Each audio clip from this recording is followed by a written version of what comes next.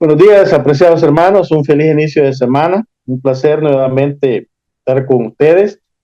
Y estamos en la lección número 3, su tema pues la historia de fondo, dice el prólogo, y estamos tocando temas interesantes en el cual pues a través del Evangelio de Juan queremos que fundamentar ya lo que él está tratando de presentar.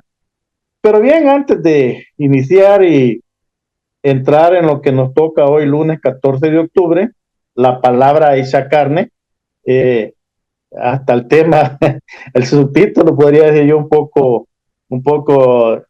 está ahí mero complicado, pero con la ayuda de Dios podemos tratar de explicar un poco esto que el Evangelio de Juan nos está tratando de presentar. No lo podemos hacer sin antes tener una palabra de oración, para la cual los invito pues que oremos, inclinemos nuestro rostro y tengamos una palabra de oración. Padre, te damos gracias por darnos este tiempo, el deseo, el ánimo de querer aprender más de tus consejos a través de tu palabra. Por favor, dirígenos, acompáñanos y danos entendimiento, Señor, para poder sacar el mejor provecho a través del estudio de tu palabra. Quede con nosotros, es nuestro ruego y nuestra súplica en los méritos de Cristo Jesús. Amén. Muy bien, para introducirnos quizás, mis apreciados hermanos, la clave yo siento que está en la parte de introducción de la lección de toda la semana, en el día sábado, la cual el autor de la lección pues nos presenta una breve explicación que pienso que nos ayudará mucho, en la cual él dice que la primera lección pues se fue al final del Evangelio de Juan. Por eso dice, le leo textualmente, la lección que estudiamos, dice, durante la primera semana, trató, dice, del final de Juan, dice que explica el por qué escribió su evangelio, o el evangelio de Juan. La lección de esta semana, dice, vuelve al principio del evangelio. Prácticamente estamos comenzando el evangelio de Juan o el libro de Juan, como lo queramos decir, y por eso estamos en el capítulo 1 y los primeros versículos del capítulo 1. Y dice que donde Juan dice, expone la dirección en la que él, inspirado por el Espíritu Santo, desea conducir al lector. Y un punto clave para mí que encuentro en esto es que el discípulo amado, como fue llamado Juan, lo que está tratando de presentar es el papel de Jesús como Dios, no como algo creado, como algunos piensan, como alguien bueno, nació, creció y se hizo Dios. No, lo que el apóstol Juan está tratando de presentar es que él ya existía. Y vamos a leer en toda esta semana los textos donde dice pues de que todo fue hecho por él y sin él no existiera nada, ¿no?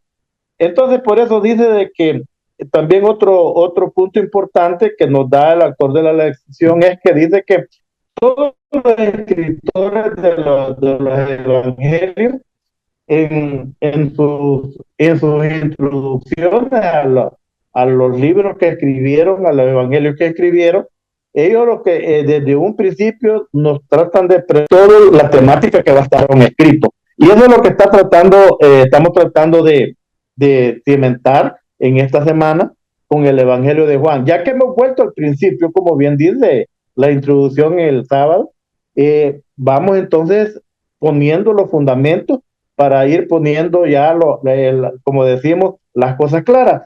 Y uno de los puntos, como insisto y repito, lo que el apóstol está tratando de presentar es que Cristo era el Dios creador. Él así lo menciona más adelante en su evangelio, que sin él no existiera, ni existiéramos nosotros, ni existiera este mundo, porque este mundo fue creado, dice, por él. Bueno, y vamos entonces pues la pregunta a responder en este día, lunes 14 de octubre, que dice, ¿qué hizo Jesús? Dios mismo, vea la pregunta, ¿cómo está? ¿Y por qué esta verdad, dice, la más importante que podamos conocer? ¿Cuál es esa verdad que es más importante que podamos conocer? Bueno, vamos a San Juan, capítulo 1, los primeros 3 versículos del 1 al 3 que dice. Mi versión dice de la siguiente manera. En el principio existía el verbo, póngale cuidado, y el verbo estaba con Dios, y el verbo era Dios. Interesante. Desde el principio estaba con Dios. Todas las cosas fueron hechas por Él y nada de cuanto existe fue hecho sin Él. Y yo en la lección anterior pues daba un poco de esto porque se prestaba también la lección para introducir en eso y que cuando cuando el Señor creó este mundo, si nos vamos al Génesis, encontramos que decía, el Señor no dice hago o voy a hacer, sino que usaba la palabra en común que decía hagamos, hagamos. Por ejemplo, en el caso de que tocó ya para la creación del hombre, hagamos al hombre a nuestra imagen y semejanza. Eso es para darle un poco más de que veamos cómo estaba creando allí Dios Padre, Dios Hijo y Dios Espíritu Santo. Muy bien, por eso dice que Juan no comienza su evangelio con el nombre de Jesús, ni con su papel, dice, de Mesías o Cristo, sino que dice con el término, bueno, y aquí uso una palabra, el autor de la edición Logo, en la época, dice, en que Juan escribió, varios sistemas filosóficos, dice, que utilizaban el término logo para referirse, dice, a la estructura racional del universo o de la lógica y la razón, dice, en sí mismo. Simple y sencillamente lo que estamos tratando de presentar acá es lo que definitivamente el apóstol entendió e inspirado, como dice al principio ya en la introducción del sábado, inspirado a través del Espíritu Santo, que es lo que está tratando de enseñarnos, de que nos fundamentemos y que lo veamos a través de su palabra escrita, es que Jesús es Dios. Es lo que debemos de tener nosotros en mente. Bueno, hay algunas explicaciones interesantes que a mí me gustaría nada más compartírselas así literalmente leyéndolas, lo que el autor de la nación escribe, que para mí tiene pues algún sentido. Por ejemplo, lo que él escribe y que pensaba, dice este famoso, este filósofo Platón, dice dice que él había dividido, dice, la realidad en dos ámbitos o esferas, si las queremos llamar así.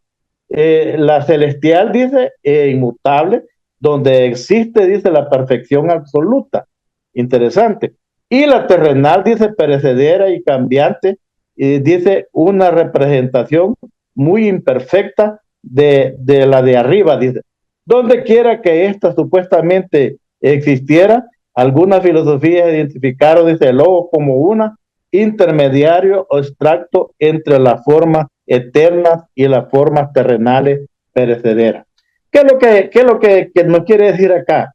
Que incluso este famoso filósofo pues, tenía ese concepto, que lo que venía del cielo era algo perfecto, correctamente, que no había ningún defecto en él, y lo terrenal sí dice que era imperfecto y perecedero. Pero aquí nos vemos en un problema que quizás nos vamos a como a confundir más, porque nosotros decimos que Jesús fue Dios, Dios, y fue divino, perfecto, sin pecado, así lo presenta la Biblia. Y también dice que fue humano, porque Hebreo así dice que fue tentado, pero sin tentado como cualquiera de nosotros, en las tentaciones como cualquiera de nosotros, pero la diferencia sin pecado. Entonces, hermano, ¿cómo es eso? Entonces, por eso decimos lo divino y humano. Entonces, por eso Juan utiliza el término, dice, de una manera completamente diferente. Sostiene que la verdad, dice, el logo no es un concepto, dice, etéreo y extracto, que flota, dice, entre el cielo y la tierra. Luego dice, es Jesucristo que se hizo carne y habitó entre nosotros. ¿Cómo fue eso? Bueno, nosotros conocemos la historia, ¿verdad? Que se vino a encarnar, vino a nacer de una mujer virgen, una mujer con todas las características que realmente necesitaba Dios para que su Hijo amado se viniera a encarnar. Muy bien, mi querido hermano, esto no le quitó lo divino. Ese es el punto que debemos de entender y comprender, que Él era siempre Dios, Él era Dios. Y por eso San Juan 1:14 dice, y el verbo se hizo carne y habitó entre nosotros, dice, lleno de gracia y de verdad. Y, y vivimos, dice, su gloria que como hijo único recibió, dice, del Padre. Vemos que aquí el apóstol ya enfatiza directamente que, que Jesús, siendo Dios, vino, dice, y se hizo carne y habitó entre nosotros. Entonces, mis despreciados hermanos, qué es lo que, uniendo un poco de lo que ya hablamos al principio, que los escritores de los evangelios lo que están tratando es de presentarnos, por ejemplo, al principio de su evangelio lo que están tratando es de presentarnos los temas que van a tocar. Y Juan, y por lógica del trimestre vamos a estar tocando todos los milagros que Jesús realizó, y que el mismo apóstol Juan dice que, bueno, que si se escribiera todo lo que Cristo hizo, pues realmente no alcanzarían los libros en el mundo para escribir todo, pero, lo que está tratando es de llevarnos a los milagros y por qué Cristo hacía estos milagros. Y fueron milagros, eh, como quisiéramos decir, pues espectaculares. Y entonces, ¿por qué? ¿Y por qué él los podía hacer? Esa es la pregunta, tal vez a responder, simple y sencillamente, mis apreciados hermanos, porque él era Dios.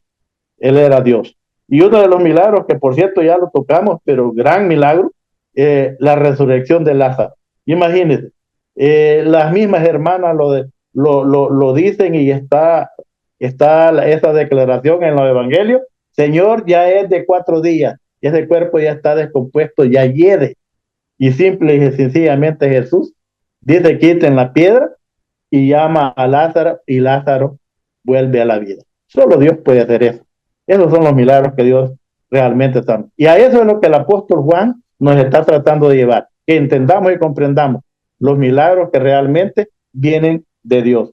Yo termino con lo que al final esto nos ayuda, mis apreciados hermanos, la pregunta para meditar, y está interesante, porque esto es lo que parece que también encaja en lo que hemos estudiado esta mañana, que dice, medita en las explicaciones, dice, de lo que Juan ha escrito aquí. Dios mismo, el creador, se convirtió, dice, en un ser humano, uno de nosotros, y vivió aquí entre nosotros. ¿Qué nos dice esto sobre la realidad del amor de Dios por la humanidad? ¿Por qué debería, dice, reconfortarnos tanto esta asombrosa verdad? Bueno, muchos dicen, bueno, pero Cristo ya vino y hizo la obra que iba a hacer acá en esta tierra y ya está en el cielo. Pero mis apreciados hermanos, la promesa que Él dejó todavía está con nosotros. Y Él dijo, bueno, yo me voy, pero los mandaré. ¿Qué dijo que iba a mandar? Un consolador. Y es el Espíritu Santo. Y el Espíritu Santo sí está todavía con nosotros. ¿Y qué podemos decir hasta hoy en día todavía? Que Dios está con nosotros a través de su Santo Espíritu. Vino en aquellos tiempos, y como dice la palabra, hecha carne, se hizo uno como nosotros, y habitó entre nosotros, manifestó su grandeza como Dios, creador y hacedor de todas las cosas, pero tristemente tuvo que partir, pero no nos dejó solos. Y tenemos también al Dios Espíritu Santo que mora en cada uno de nosotros. Si lo pedimos, si lo clamamos, y sobre todo si nos preparamos para recibir. No estamos solos. Dios está siempre con nosotros, mi apreciado hermano. Y es lo que el apóstol está tratando de presentar.